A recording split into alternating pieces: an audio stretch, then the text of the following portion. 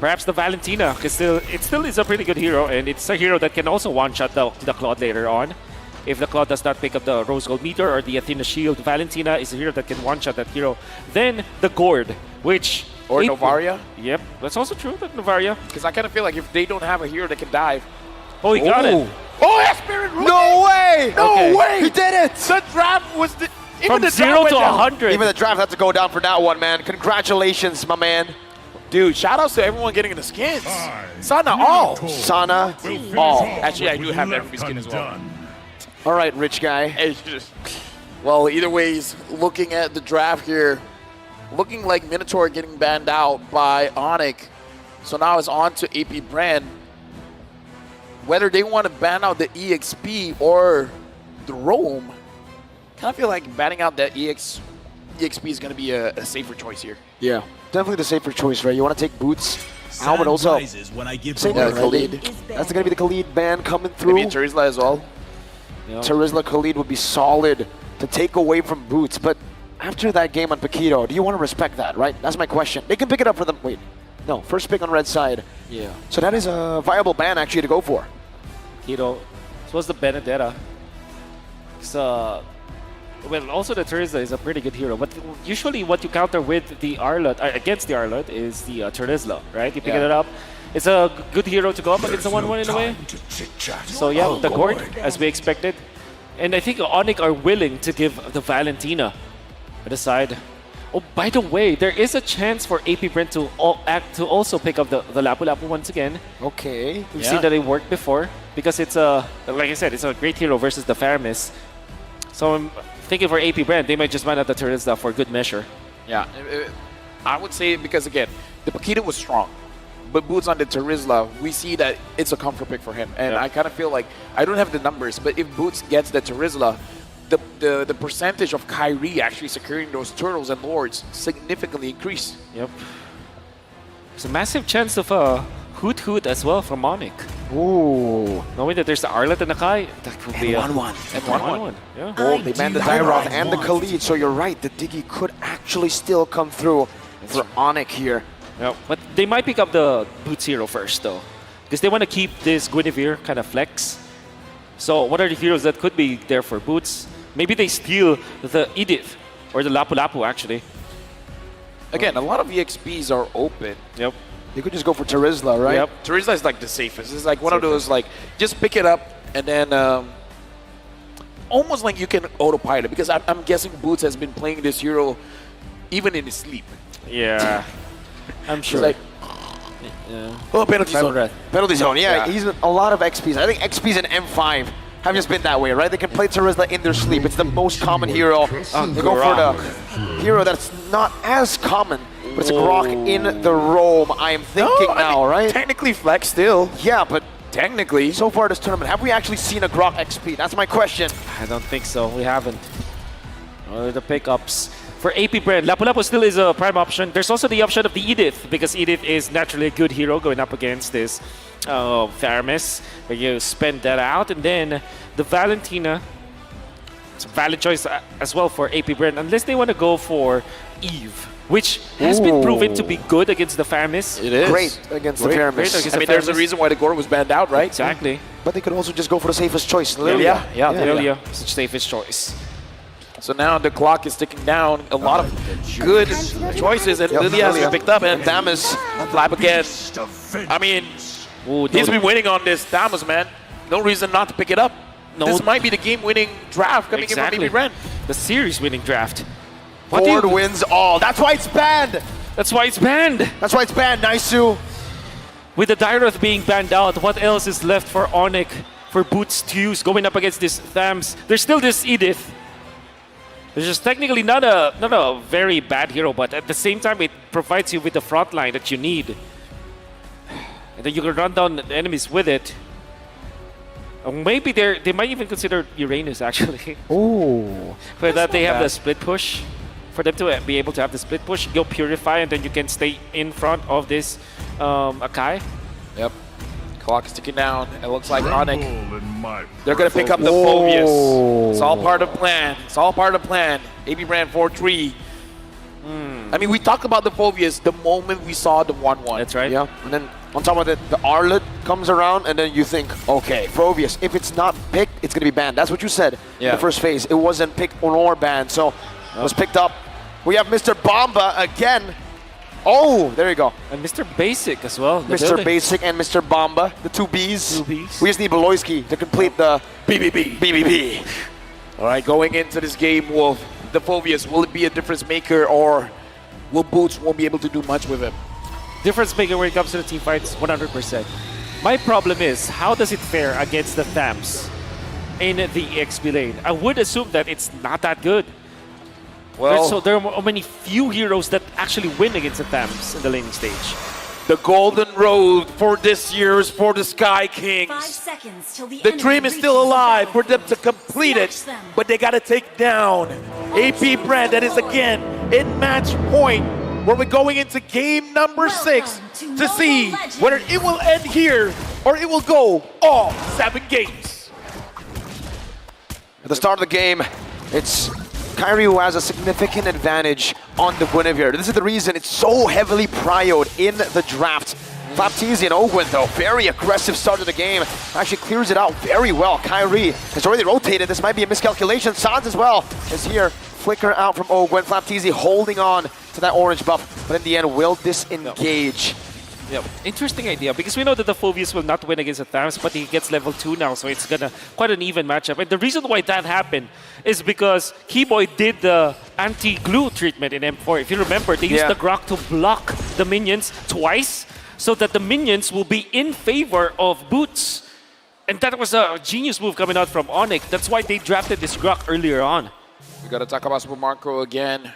Now using the Master Assassin, where before this, he was a tenacity, but Kyrie trying to go for the invade. Spatial migration, retribution secures the invade steal over to the gold buff now.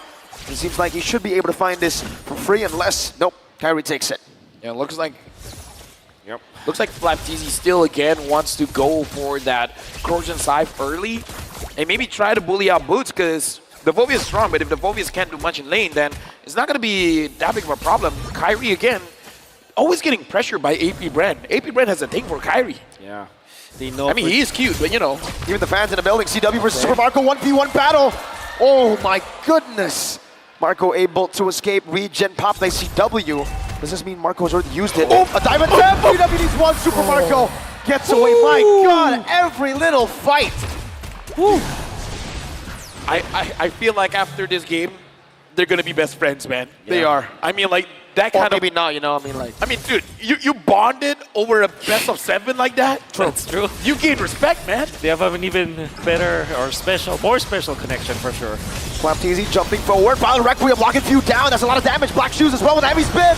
Flapteezy secures it. The heavy spin knocks Keyboy out of the frame. Demonic Force though. Now on the Flapteezy. One more shot should do it. First blood secured by Onyx. Keyboy still onto Ogwen, who still has the Vengeance, but he gets knocked up. Final slash into the Vengeance. Into Kyrie, one shot, but he's still able to survive. Ogwen turned around now, still brought back to the team by the Stampede, and it's AP Bren who win in a prolonged team fight. I mean, that was a very prolonged team fight. I kind of feel like Onyx really wanted that kill because, again, he was right in front of them. Who wouldn't want it? But AP Bren was able to buy enough time for the rest of the team to respond. Exactly.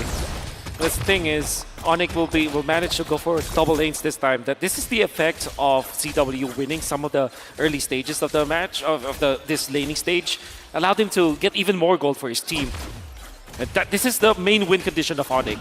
Stat pad this Claude, give all of the things to CW and let him carry the game later on. Looks like the first item coming in from Lilia is going to be the Enchanted Talisman, going to help out quite a lot during that turtle fight. Well, CW as well as Super Marco, they're really going at it. Blazing Duet in the bottom lane. Super Marco going to be chunked down. He did get the gold buff, however, and Onyx now tried to look for an angle to attack this bottom side of the map. Meanwhile, Spatial Migration into the Requiem finds a kill in the mid lane onto Few. Without the Purify, he was a sitting duck. Going at able to force the final slash or the Purify onto CW. But that was a great pinch coming out from Onyx. They found a reaction coming from AP Bren because there was a massive push in the bottom lane. So naturally you want to defend that, but they cut it off. Right now, Kyle PZ has level advantage onto Kyrie. So For me, it just signals that the invasion onto Kyrie was definitely worth it because Kyrie is, I don't know, this is Kyrie, man. Even with a level disadvantage, I feel like he can still secure the turtles. Final slash though on the Suns. Might force a flicker out with Baptiste jumping in, but he actually instead goes for the nether realm. Brought back! Suns taken out. The flicker with 1 second off. Spatial migration though. Locking him down. The turret gets the kill back, and it's a 1-for-1. Now it's Boots who's rotated over. Demonic Force already used earlier, so now it's going to be resetted. It's going to be on cooldown. Yep. Nice reset coming out from Whoa. Key Boy. Power Nation, wild charge, blazing duet, getting him down. Keyboy gets the kill. CW goes for another wave push in the mid lane with Sans respawning. Kyrie holding the turtle down. Yeah, right now the turtle has been started. Sans is there. Ogwen Chewe sees it, but looks like Kyle TZ is going. Yep. I don't know. Some heavy spin. Still has it. No demonic force, spatial migration, Valor Requiem, Retribution, Kyle! TZ finds it, and even a pin! Onto Kyrie and AP Bren. Come alive once again. That lead going back and forth.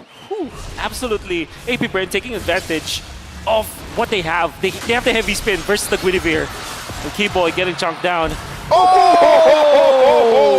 Oh my goodness. What was that kill? That was Flapteasy. The fadeaway. And what he does is, I think there's one thing that I really want to comment about Flapteasy, a very smart move that he made. After he was able to take out the Nether Realm, there's a suppression, right? So he threw his sight, waited for Sans to be not invulnerable anymore, then swings him back with the sights, then gets the kill. And he does it, almost does it again against Keyboy, taking full use of the sights. We gotta look at the goal lead though, because even though AP Bren has the goal lead, but CW has the goal lead. Oh, before that, Sans getting chunked down. Looks like Ogwen understanding that Sans is not in a good position. He wants to force it and forcing on CW. Purify now brought back to Ogwen. The vengeance is going to be reset, and he goes back to the Valor image, and he pops in that blazing duet, but Flapteasy is there to punish. Keyboy wild charge defensively, and AP Bren take the lead.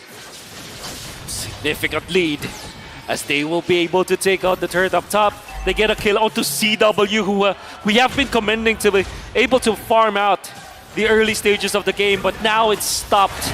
And AP Bren have the absolute lead in the first 6 minutes of game number 6. Oh, Flapteasy looks like he is not the one getting caught here. He aggresses even though Kyrie was the one initiated.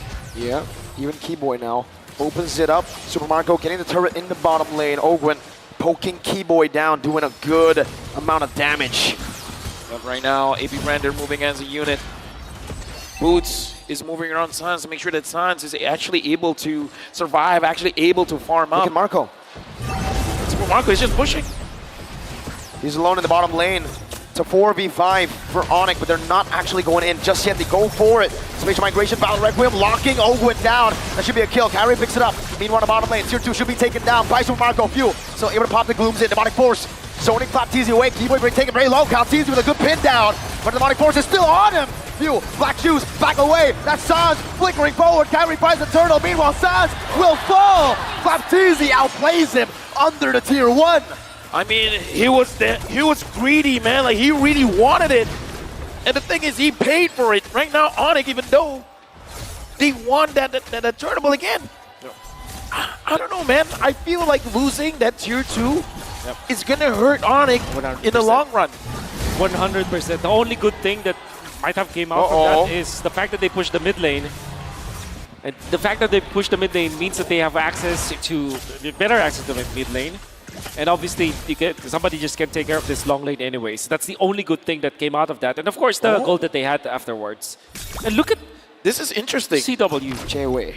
Actually, Wow. I'm looking at Boost because usually you see the Clock of Destiny, but he went for the Lightning Truncheon. Yeah. I think I like this build better. Dominance Ice Rush into the Lightning Truncheon as the Phobius. You're not that required to actually output the damage anyways. You have the Claude for that, and you have Sans to dive with you. You badly need the Dominance Ice because you're the one to be in the front lines. And AP Bren, with the fact that they have both Ogwen as well as Flapteasy, good sustained heroes, somebody has to really man the front lines and then take over with the Dominance Ice. I'm very interested to see the Lightning Truncheon on the Phobius.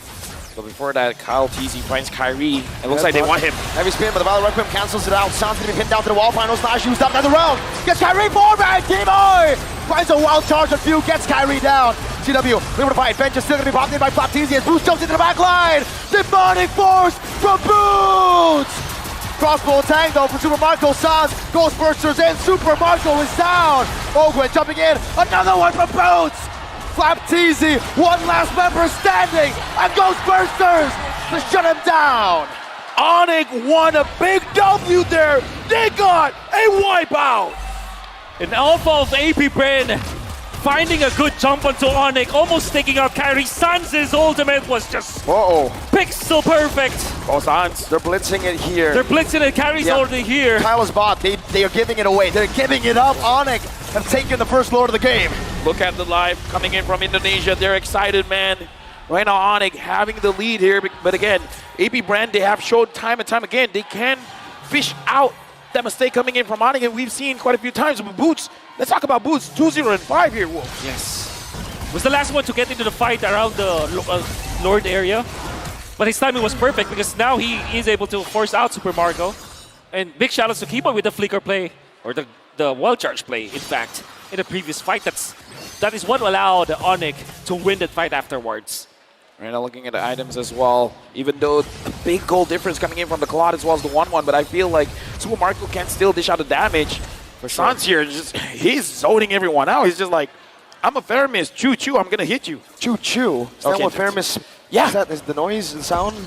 Okay. Choo-choo. I believe you. I play Faramis a lot, man. I believe you. Faramis, the train engine. Nope. Doesn't have the right ring, but you know what? We'll work on it. The most important item for Boots gets the Winter Truncheon. Able to tank damage coming out of Super Marco. Definitely going to be able to dive that. And now that's a massive problem. Spatial migration onto Flap. Final slash, we can Kyrie back, but Flapteasy is still going to be isolated. Kyrie taken down. Another round late, but the wild charge still connects. Demonic Force in the midst of it all. Flapteasy now with a heavy spin. That's still Flapteasy falling down. Boots in the midst of it all again. Now with a Winter Truncheon, he buys it in time. Another Demonic Force onto the Marco. Boots finds it. CW. Marches forward. Finds a triple kill. Oh. What? Keyboy? Keyboy, the one to tag that, but I think that this is sacrifice to take the Lord, and nice touch from CW again. Boots falls as well, the sacrifice necessary. Sans and CW bringing it back. The damage coming through. CW with nature. Oakwood, vengeance. CW guns him down. It's a wipeout, but Flap has respawned. Onyx need to back away. Okay, what's going on? CW looks angry, man. He doesn't want to back down. He's using a claw, but it feels like he's the Thanos. He wants to sit in front. He wants to deal the damage. Wow. CW. He wants to take his family to Japan, and I think that he's doing everything he can to do it.